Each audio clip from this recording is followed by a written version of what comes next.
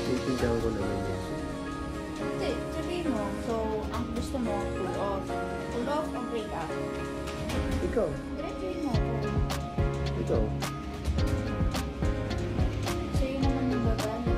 Ako, wala naman akong sa katawan. Wala naman akong issue sa'yo. So, itong dagaan ng dadaan dyan, anong gusto, pull off o break up? Ang pull off kasi, tayo pa din.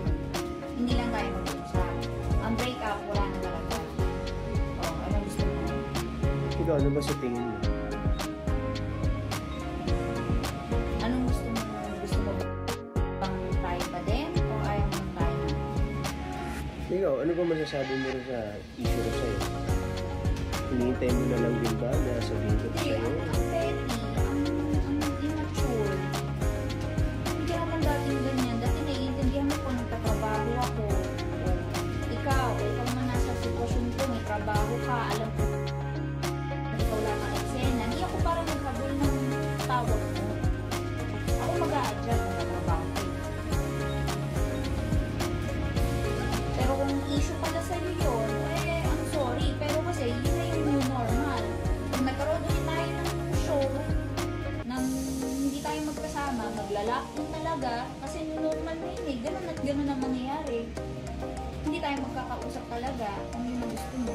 O di wala na tayo. So, ikaw na yung nakikipag-break? Oh, bakit ako na yung nakikipag-break? Hindi, sinabi mo eh. Nakikipag-pull Sabi mo eh. Sabi mo eh. Yung sinabi mo eh. Kung yun din yung pagkaintindi mo sa sinabi, kaya sige. Mali ba ito? Hindi, sige, tama. Lagi ka naman tama.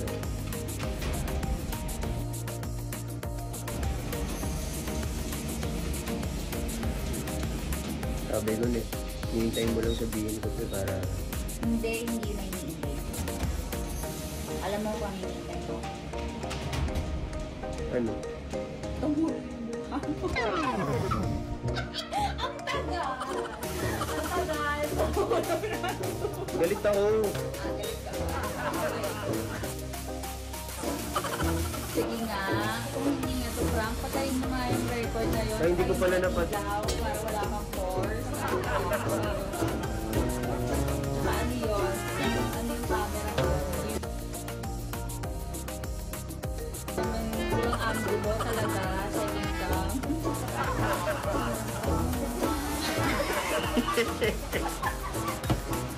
Ano, ako na magsabi.